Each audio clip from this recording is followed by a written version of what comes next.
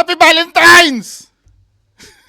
Date tayo ngayong hapon mga kababayan ko. Date tayo. So meron tayong pag-uusapan ng mga videos, no? Wait lang. So, ito yung una. Ito nagva-viral to. Ito yung kay Jelly Aw. Hindi ko kilala kung sino tong Jelly Aw na to. Ngayon ko nga lang nakilala to nung nag-viral. DJ daw siya. Saan siya DJ? Sa FM? Sa radyo? Sa anong station? Parang ano, panoorin nga natin to mga men. Ano bang meron dito sa sa video na to? Ang DJ content creator na si Jelly Aw. Yan ay matapos sumara siyang bugbugin ng kanyang fiancé na si Jam Ignacio nang dahil lang sa simpleng tampuhan. Jam Ignacio ay ex ni Carla Estrada yon, ano? Nasa frontline na balitang yan si Gary De Leon.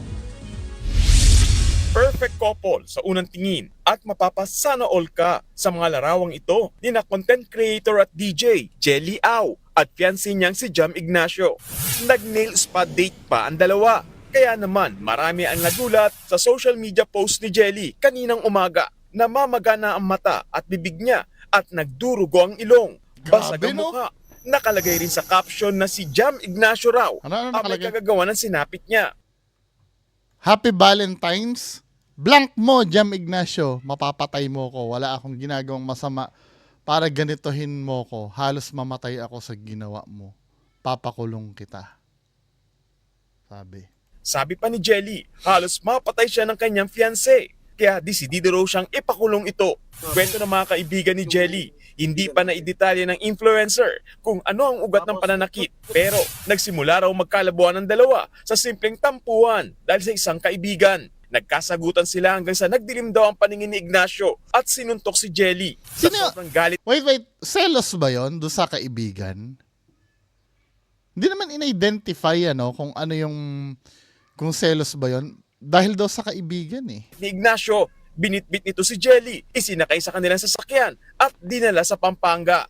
Habang nasa biyahe, patuloy raw ang pananakit na inabot ni Jelly. Nung nakainom po si Jam, siguro sobrang piko niya po kay Jelly pagdating daw po sa sasakyan, pinagsasapak na siya, binugbog siya. Dahil habang wala nang palag si Jelly.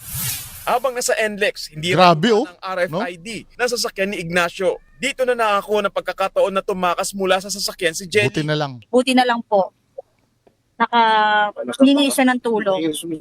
Diligtas siya. Pagdating sa toll gate, nagsisisigaw po si Jelly Aw at nakahingi po siya ng tulong. Doon na po lumabas si Jam ng Ignacio. Nagtatatakbo na po siya. Agad nasakloloan ng mga tauhan ng NLEX si Jelly at tinulungan siya makauwi sa Quezon City. Habang si Ignacio tumakas na at hindi pa muling nagpapakita kay Jelly. Bago ang insidente, paulit-ulit na raw nag-aaway ang magkasintahan sa mga mabababaw na Toxic issue. na nga, Nag-advise kami sa kanila kasi medyo madalas sila mag-away. Pero hindi naman malala po. So nag-advise, gano'n. Tapos magulat na lang kami nito after 1 week nangyari to. Maliit lang naman yung dahilan natin pinag-awayan. Nakipag-ugnayan na sa mga pulis si Jelly. Sinisikap ng News 5 na makuha ang panig ni Ignacio pero wala siyang tugon sa aming mga mensahe. Nagbabalita mula sa frontline. Alam mo, hindi naman na-mention kung dahil daw sa kaibigan Hindi naman nagselos, no? Hindi naman sinabi nagselos. Pero alam nyo sa relationship, number 1 na lason yung selos Number 1 niya na lason. Lahat naman tayo nakakaranas niya. Okay lang yung selos na lambing, no? Okay lang naman yun Pero yung selos na yung malupitan, na humahantong sa ganito. Pero sinasabi ko, hindi naman confirm na yun yung dahil lang daw sa isang kaibigan. Pero alam nyo mga kababayan ko, kung o-opinionan ko to, swerte na si Jelly Aw dyan Alam mo kung bakit? Hindi pa siya kinakasal, nalaman niya na yung kahihinatnan niya. Kaya, alam mo, blessing in disguise pa rin. Okay na yan. Maging thankful na siya na yan lang ang naranasan niya ngayon. Kasi kung yan ay nangyari after nilang ikasal, malaking problema yon. Or meron na silang anak, saka siya ginanyan. Malaking problema yon. Blessing in disguise yan. Sabi ni FLM, ni Francis Leo Marcos, blessing in the sky daw sa langit. 'Di ba? Blessing in disguise 'yan. Tapos yun talaga no, pag yung alak talaga minsan no, lasing daw eh. Yung alak talaga minsan no. Pero yung pagiging yung umiinom ng alak, yung pagiging lasenggo, mas lesser evil na yan kaysa nagda-drugs yung partner mo eh. 'Di ba? Yang ano na yan, mas madaling i-rehab ang alcoholic eh. Correct me if I'm wrong ha. 'Di ba? At saka ang long-term effect nung although na may kinalaman pa rin sa mentality, sa pag-iisip. Hindi siya kasing lala ng sa drugs. Ang pinaka long-term effect na pwede mong problema pag alcoholic ka, sa health mo yung atay mo. 'Yon, doon maraming nadadali. Pero pag drugs kasi, yun ang mahirap eh. 'Di ba? Kapag ang boyfriend mo o girlfriend mo ay alcoholic or drug addict, hindi ko naman sinasabing hiwalayan nyo na agad, no? Pero mag-isip-isip ka na. Di ba? Mag-isip-isip ka na. Ano mga dapat mong isipin bilang isang partner? Regardless kung babae o lalaki ha. Halimbawa, iisipin mo dyan, paano kung may anak na kami at addict pa rin itong partner ko? At ganito ang ginagawa sa akin. Ganon din pagka umiinom ng alak, no? Paano pagka, ayoko na sabihin na hiwalayan nyo na agad. Nasa sa inyo pa rin yun. Dahil, damdamin nyo naman na magpapasya eh. Siyempre, naiintindihan ko naman na mahal nyo yung tao. Pero, yung pagmamahal ba na yan, na nararamdaman mo ay willing mo bang pagdusahan habang buhay? Doon sa alcoholic, di hamak na mas madaling i-manage yun kumpara sa addict. 'Di ba? Yung addict, baka mapanood ako, yung kuya ko kasi, 'di ba? Nag-addict yun eh. Nasaksihan ko kung paano naging halimaw ang kuya ko. 'Di ba? Kaya kasi yung addict kasi yung lasing kasi, halimbawa makakasuntukan mo yung lasing, matatakbuhan mo pa lasing dahil susuray-suray yan, 'di ba? Pero pag addict, hyper na hyper yan. Tapos iba-iba ang nakikita niyan. 'Di ba? Kahit baby pinapatay ng addict eh. Pagka ang tingin niya sa baby ay aswang, tiyanak. Nangyayari yan. Meron nga matanda na tinaga ng anak niyang addict eh. Kasi nakita niya yung tatay niya daw ay tinutubuan na ng pangil ng 'di ba? Mas grabe ang sa utak ng drugs.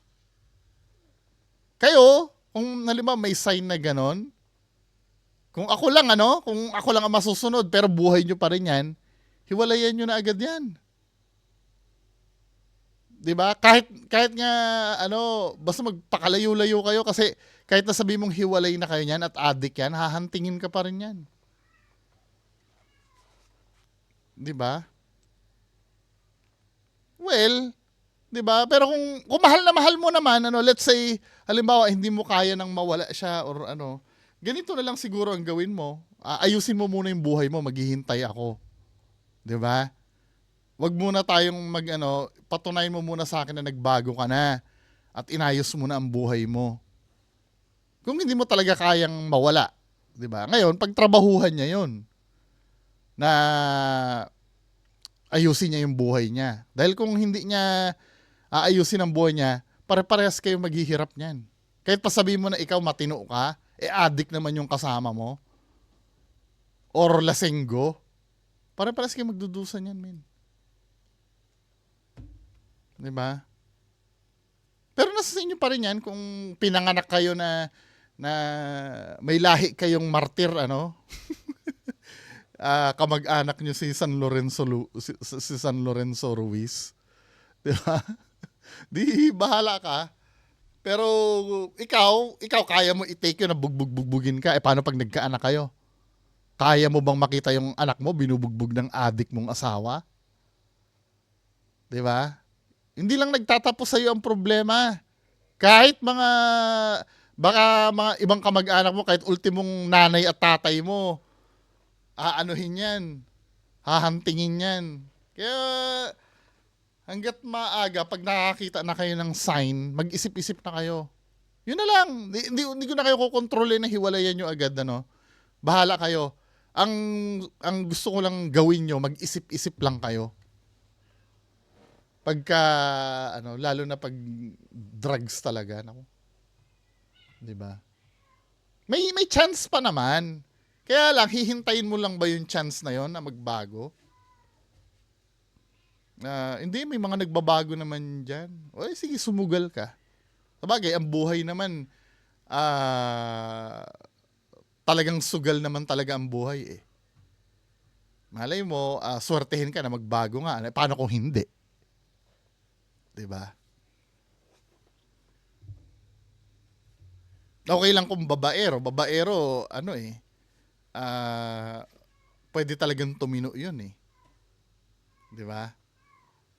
Yung addict kasi pangangailangan na ng katawan niya talaga yon. Although na mayroon namang nare-rehab talaga. Kaya lang mahirap yung process nun. Nasa sa inyo pa rin Nasa sa inyo pa rin. Pero dito sa senaryo na to, inuulit ko, swerte na ito, nalaman niya na maaga pa lang. 'Di ba? Na hindi 'yun yung para sa kanya. Tuloy niya dapat yung kaso na 'yan, Tuloy niya. Kasi kung hindi niya itutuloy 'yan, marami pang yan, magkakaroon pa uri ng karelasyon niya na ganyan din ang gagawin. Anyway, patuloy tayo dito sa isang video na pinasa sa atin ng friend natin. Hindi ko na i-mention na si Sir Alex Reyes. So ito, si Diwata, ano ba ito? Siya na pupunta dito para mag-vlog. Tantanan nyo ako, maghanap buhay kayo, wala akong magawa. Bakit daw pupunta lang dito para manira? Para ma-merwish sa mga taong naghanap buhay. Marami dito. Kaya hindi na ako aware sa mga video-video na yan. Nanawa ka na idol. Sa akin lang, sa mga basher na pupunta dito para mag-vlog. Tantanan nyo ako, maghanap buhay kayo, wala akong magawa. Kasi ako naghanap buhay ako rito katulad ng mga basher. Dito makikita mo yung pagiging ingrato ni Diwata, Unang-una, hindi ka naman sumikat dahil masarap ang pares mo. Yes, sumikat ka dahil alam nila na may pares ka. Pero sumikat ka kasi dahil din dun sa mga vlogger na ginaganyan mo eh. 'Di ba? Actually, ito yung malaking delusion ni Diwata. Kasi iniisip niya kasi sumikat siya dahil masarap yung pares niya or dahil sa pares niya. Na kung tutuusin, kung mapapanood mo yung mga honest review, mga honest review, ang dami nagsasabi na hindi naman talaga masarap ang nito eh. Hindi naman masarap yung pares niya talaga eh. Oo, pwede na, 'di ba? Nakakain naman. 'Di ba? Pero hindi siya ganun kasarap. Meron naman mga nagre-review na masarap naman daw. Pero versus dun sa honest review na nagsasabing hindi masarap. 'Di ba? Mas madami. So patunay 'yun na hindi naman talaga pares mo yung hindi naman talaga yung hanap buhay mo na yan ang nagpaangat sa 'di ba? Ano nagpaangat sa kanya? Yung istorya niya kasi. 'Di ba? Inspirational kasi ang istorya ni Diwata eh. Ito kasi si Diwata, dati siyang 'di ba? Dati siyang nakatira lang sa ilalim ng tulay, nagsumikap, 'di ba? Nagnegosyo, naging successful. Yun kasi yung hinangaan ng tao sa hindi yung lasa ng pares mo. 'Di ba? At dahil dun sa inspirasyon na naibigay mo, maraming nagmahal sa Maraming humanga sa nagkaroon ka na madaming fans. Yung mga fans na yon gusto lagi magpa-picture sa ikaw naman sinusungitan mo naman. Hanggang sa dumating, actually yung mga vlogger na nagko-content ngayon na sinasabi mong naninira sa mga supporter mo rin yan dati eh. Binibuild up ka niyan dati kasi nga hanga sila sa dumating yung time na siguro ikaw hindi mo kayang i-handle yung kasikatan mo, 'di ba? Dumating yung time na gano'n na na parang tinatamad ka ng mamlastik or makisama dun sa mga nagpapapicture sa lumalabas na wala ka ng tiyaga. 'Di ba? Pero ganyan kasi ang buhay ng celebrity. Hindi mo maiaalis yan. Ngayon, sinasabi ng mga supporter mong iba na hindi, pagod kasi si Diwata, kailangan niya rin magpahinga. Pero in a nice way, pwede mo sabihin kasi yun eh. Yung let's say may magpapapicture na ay sorry ate, kuya ha, kasi pagod na pagod ako eh. Hayaan nyo, pahinga muna ako. Pagbalik ko, picturean tayo. Masama lang talaga ang pakiramdam ko. Yung mga simpleng ganun lang, hindi mo na kailangan, nako, kuya, lilipas din yan. Naghanap buhay ako, umalis-alis muna kayo. Wala eh. Hindi siya sanay, hindi naman kasi pamamlastik yung, kasi sasabihin ng iba, hindi, totoong tao lang si Diwata. Hindi eh. Kailangan mo rin kasi maging professional. 'Di ba? Malayo yung pagiging plastic sa pagiging professional. Kasi yung mga tao na yan talaga yung nagluklok sa'yo kung nasaan ka. 'Di ba? Kung papansin niyo, sino ba yung mga sikat? Sila Sharon Cuneta, sila Sarah Geronimo. Sino pa ba mga sikat na kilala nyo? Hindi ganyan eh. 'Di ba? Hindi ganyan na or meron mang tumataboy dun sa, let's say, si Sarah Geronimo, tapos ayaw palapitin. Meron kasi siyang tao na naka-assign na mag-awat ng mga fans. Pero hindi manggagaling kay Sarah Geronimo mismo dahil kailangan talagang i-preserve yung yung image ni Sarah Geronimo eh. 'Di ba? Halimbawa, magpapapicture ka nasa public place, lalapitan mo yung celebrity. Papayag yan. Hindi yan makakatanggi dahil alam kasi nila, yung mga artista na yan, alam kasi nila na kundi dahil doon sa mga tao na yun, wala ako dito sa kinalalagyan ko. Kaya kailangan ko talagang magbayad ng utang na loob sa mga fans ko. 'Di ba? At kung hindi na kaya at pagod na, pasensya. Or may naka-assign kang ibang tao na ay, layo doon, magpapahinga na si Sarah Geronimo. Pero hindi naman gagaling kay Sarah Geronimo mismo. 'Di ba? Now, yung pagpapapicture ba ng mga celebrity, pamamlastic ba 'yon? Hindi naman, pagiging professional 'yon. Ang pamamlastic, yung sila yung magi-start, yung let's say, pupunta sila sa lugar ng mga mahihirap. Tapos magpipicture doon, 'di ba? Yung katulad ng ginagawa ngayon ni Diwata, nagba-vlog na ngayon 'yan eh. Yung kung sino-sino yung nasasalubong niya sa, 'di ba? Tapos pinapa-shoutout niya na, nagba-vlog na ito eh. Ginagawa niya na rin yung mga ayaw niyang ginagawa sa kanya. Yun yung pamamlastik. 'Di ba? Sayang ito. Medyo may init-init pa ngayon yan dahil mag-e-election pa eh. Kasama pa siya sa hype ng election. Pero after ng election, halimbawa, nanalo or natalo na yung vendors party list mo, what's next? 'Di ba? Ano ang magiging fallback mo? Marami nang galit sa'yo. Dahil sa ginagawa mong ganyan. Ang feeling ko magiging kalalabasan mo yan si Marlo, si Sanderford. Ganon din si Sanderford eh. Mayabang din eh. 'Di ba? Nung gumwapo sa kanya, nung gumwapo si Sanderford, anong pinagagawa ni Sanderford? Huyo kayo sa akin ngayon. Huyo kayo. Wala eh, hindi nagkaroon ng pagiging humble eh. 'Di ba? Now, tingnan natin kung hanggang kailan itong si Diwata. Hindi ko sinasabi na pag sa akin napunta ang kasikatan ni Diwata ay magiging perpekto ako. Maaaring baka mas malala pa ako niyan, pero dito naman nakikita naman natin kung ano yung mali talaga. Hindi naman masama na magpakatotoo ka, pero sana kilalanin mo din yung mga tao na dahilan kung nasaan ka naroroon. Kung pagod ka, 'di ba? Pwede ka naman tumanggi sa maayos na paraan. Anyway, ano na naman tong Wait lang ah. Grabe presyohan daw. Ito naman pinasa ni Sir Leaf Ocampo. 50? Oo. Sa amin, 10 piso lang isa nito eh. 50 yan. Mahal. 50? Ito mo nakapinat ako sa araw, oh. Daig pa yung daig pa yung barko. 'Di ba sa barko, sa ferry boat sa Batangas, pag ano mo doon, yung 300 ml na yan, nasa ano doble ang presyo, 'di ba? 20 pesos. Yung ganong kaliit na bote. Ito 50 men lupit oh. 50? Oo. Eh sa amin, 10 piso lang isa nito eh. Kwenta yan. Mahal dito. Ito mo, nakabigat ako sa araw, oh.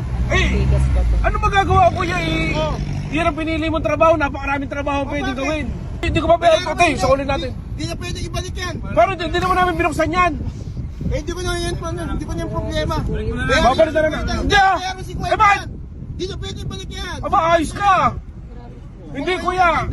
Kuya, 10 lang po Kuya isa naman, niyan. sa ano mo nakakita ng mineral water, 300 ml lang to. Kwenta ako magbenta. Bakit pa? Marunong ka pa sa akin. Eh kuya, baka naman O karma di babalik.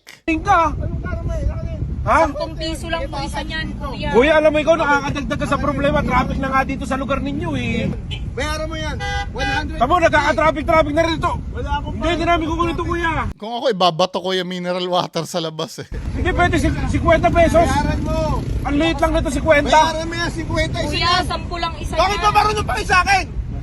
Ha? Eh, ang laki ng tubo mo. Grabe ka naman. Wala kayo pa. Sino ba nagbebenta kayo? Baka gabahan ka niya. Sino ba ang bumibili? Kami din. Di ayaw namin bilhin. Ako kuya, ayoko ng ganyang ano.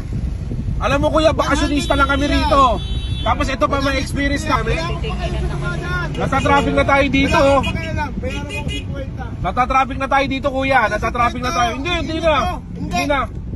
Bayaran yan. Bayaran. Kuya, bakasyonista lang kami kuya. Wala akong pakialam. Pilipino rin ho kami. Wag ho kayong ganyan. Bayaran mo yan. Bayaran mo yung 50. Hindi. Kuya, hindi. Ate, parang gagawin natin dito eh. Balik mo. Kung ayaw niya, diwag. Bayaran mo yan. Hindi na pwede balik yan.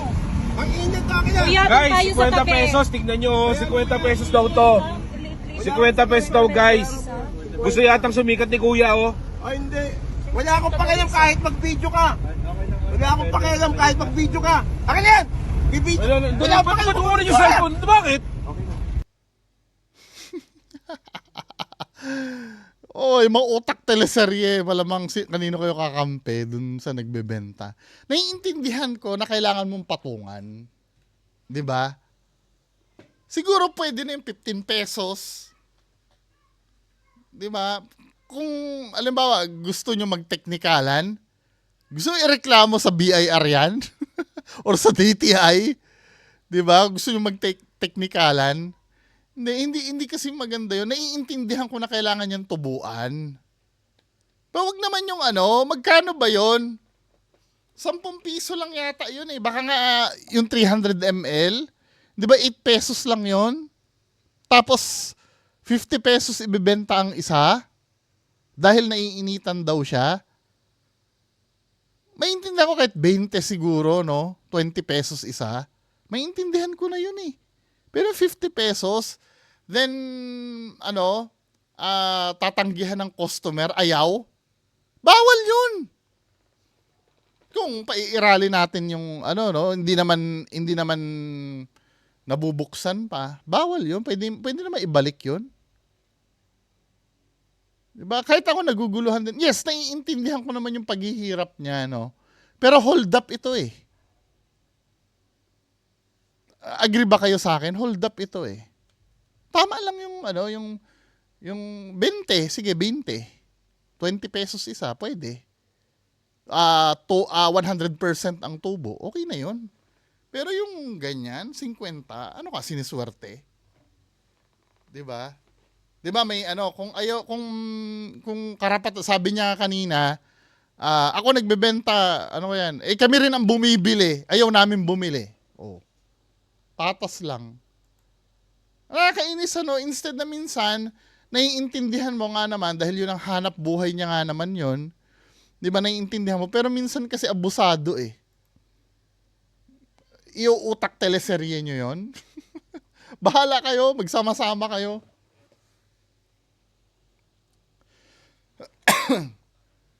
Sabi nung iba, scripted daw. I don't know, scripted ba tingin nyo? Kasi sa comment parang hindi sila naniniwala eh. 'Di ba? Pero ano, tingin nyo ba scripted ba yon o hindi? Pero kung totoo man yon, sobrang kupal naman nun. Ito, next. Ito, yung pinapareact sa akin. Yung sinisipa, pwede ba to sa sa YouTube? Lang nga kayo mga pinapareact nyo sa akin, ha? Medyo i-obscure nga natin ng konti, baka mamaya hindi pwede ito sa YouTube, eh. Gago kayo pag nasunog ang channel ko dito. Ay!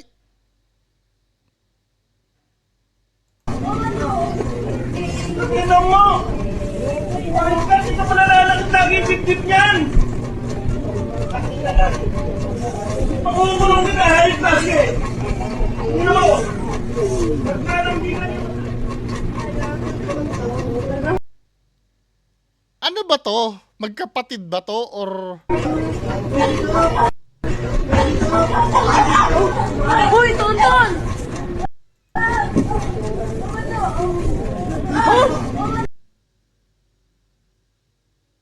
Tingnan natin. Grabe naman yon. Ayan o, may naghahanap na. Location please ng lalaki daw. Bakit ninyo pinakulong may actual video na kayo? Ayun ang pinagtatako, ba't may nakaantabay na video, no? Hindi naman maganda yon. Ano ba yun? Magkapatid ba sila? Or mag-asawa?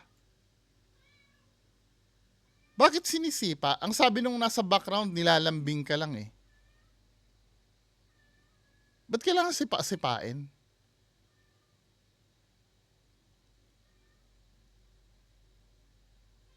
Ba't kailangan sipa-sipain, no?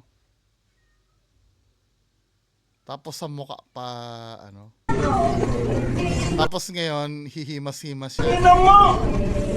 Bakit ka pala lalakit lagi yung dibdib niyan? Pakukulong kita, hayop lagi! Tingnan mo! Naglalambingan yung... Naglalambing lang daw. Pakulong nyo nga. Ano ba yun? Bakit kailangan ganon? Hindi, wala akong maisip na reason eh. Anong reason bakit kailangan gawin niya yon?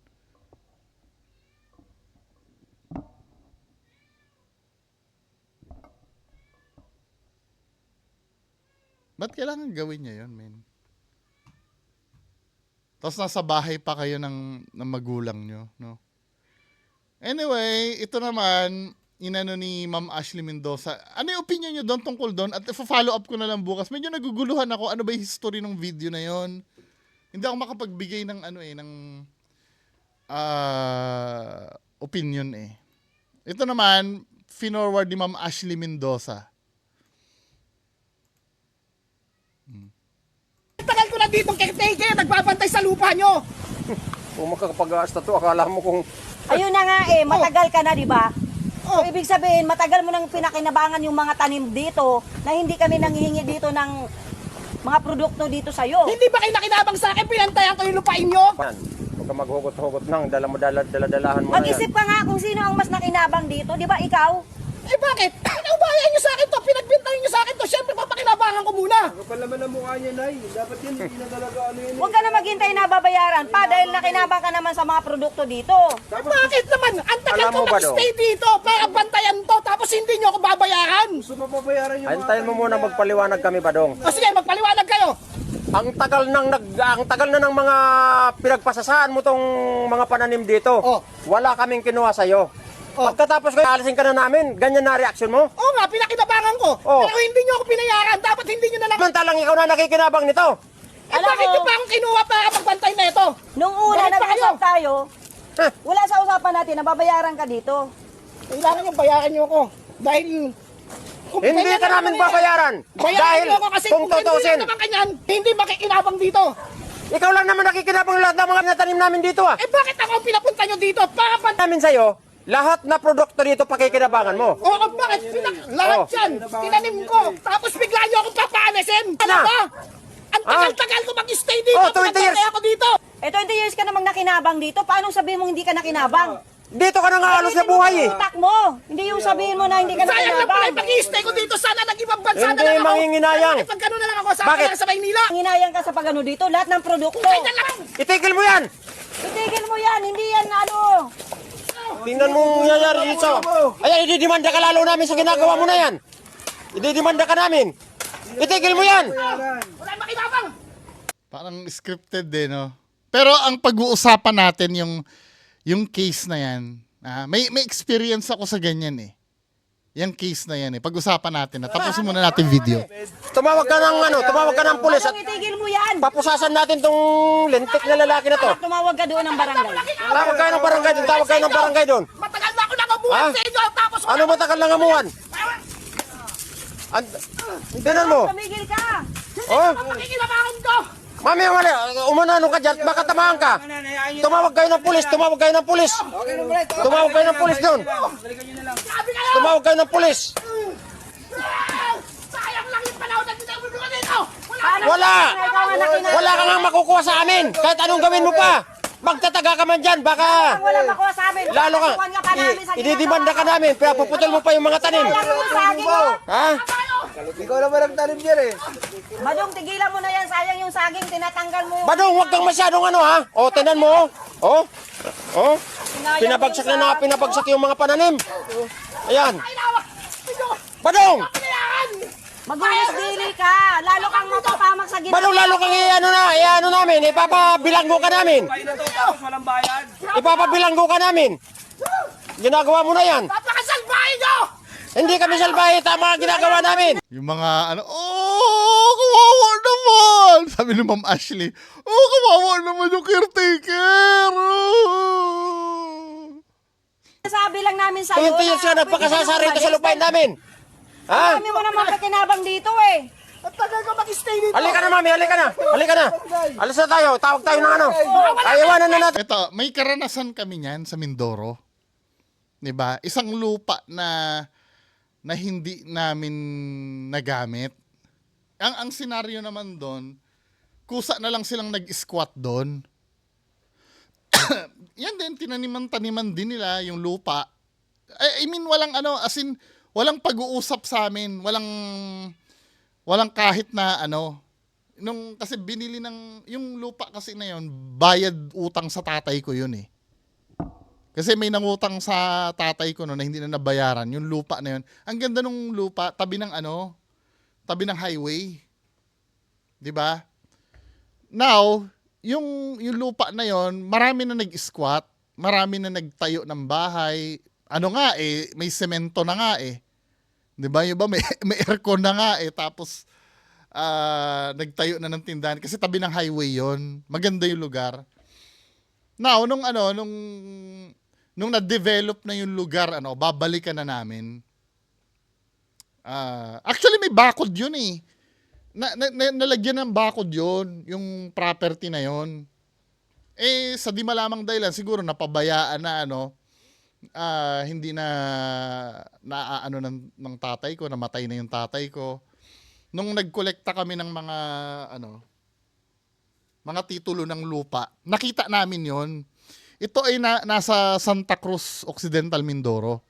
Itong lupa na to. Nakita namin yon. Nung pinuntahan namin, wala na yung bakod. May community na. As in, may community na talaga doon. Tapos may, now, nung kukunin na namin yung lupa, ganyan din ang demand sa amin. Bayaran daw sila. Parang, sa akin, ang kapal naman ng mukha noon, di ba? Dito sa case na to, wag na natin pag-usapan kung peke ito o hindi. Kasi may nagsasabi sa comment section na scripted daw eh. Di ba? Yung pagpapatira sa inyo na yan, ay na yon, malaking alwan na sa buhay nyo yon. Dito kung sa senaryo din ni Kuya, yung pagpapatira sa inyo yan at yung ginamit mo yung lupa na yon para pagkakitaan mo, malaking alwan na sa'yo yun. Ba't magdidemand ka pa ng bayad? Diyan sa 20 years na paninirahan mo dyan, pinagkakitaan mo yung lupa, dapat may naipon ka na nun. Sabi mo, dapat nag-abroad ka na lang. Ganun din. 'Di ba? Mag-a-abroad ka, kikita ka rin, mag-iipon ka. Dapat nag-ipon ka rin dyan nung pinagkakitaan mo yung lupa na yan. Kahit na anong mangyari, may may-ari niyan eh. May may-ari niyan. Nung kinuha namin yung yung lupa na yung punta naman tayo doon sa amin, alam mo yung senaryo ng yung alam mo yon, yung sa movie, yung pinapalayas na nung di ba, yung mga utak teleserye diyan. Alam niyo naman yung senaryo na nagiiyakan pag pinapaalis na yung mga nakatira doon. Pero kung iisipin niyo kasi, mga squatter kasi yun eh.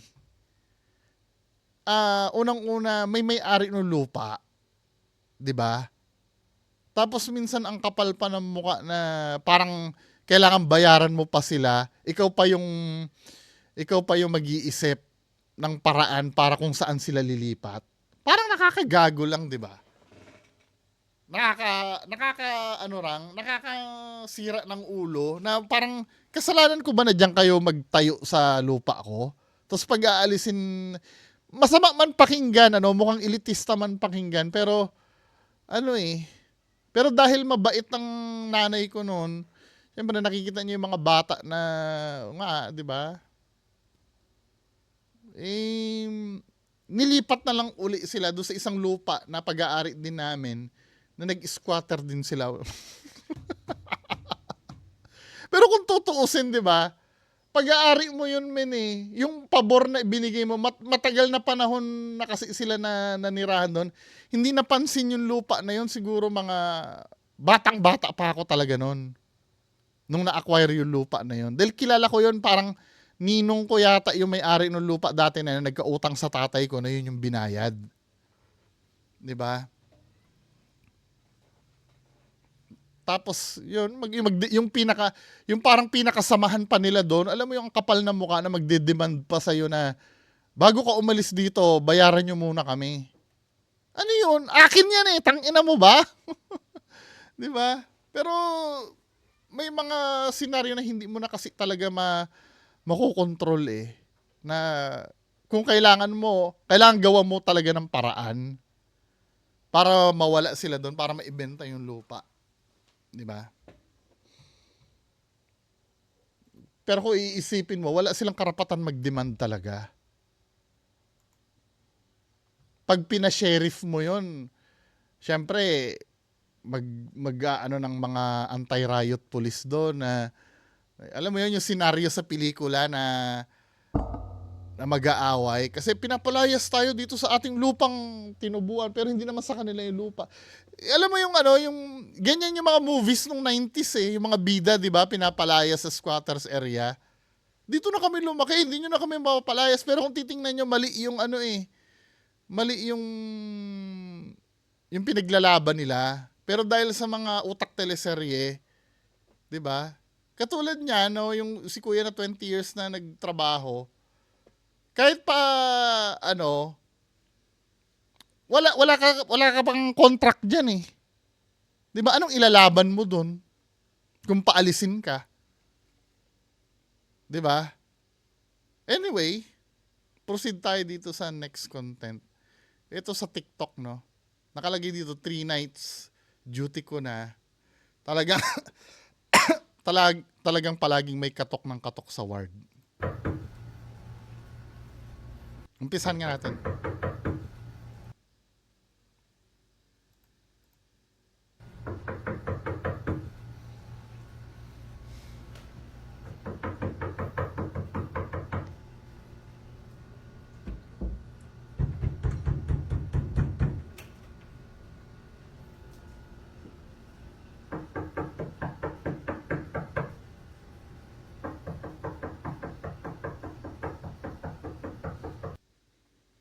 So, yan,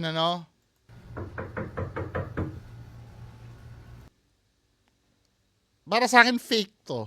Kasi unang-una, nagvi-video na siya eh. Nagvi-video na siya na parang yun lang talaga yung purpose. Tapos yung nag-cut yung video,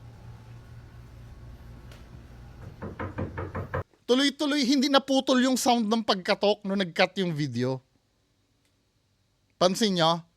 Halatang pinatong lang yung katok. Late na ni-record yung katok. Tingnan nyo ha.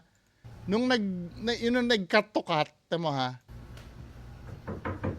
Hindi naputol yung sound. Kung totoong kumakatok yun, dapat mapuputol yung sound nun eh. Debunk. Hindi siya totoo. Next. Yun na lang ba? Ayun na yung last video ko. So salamat sa mga nanood. Magandang hapon po. Happy Valentine's. Bye.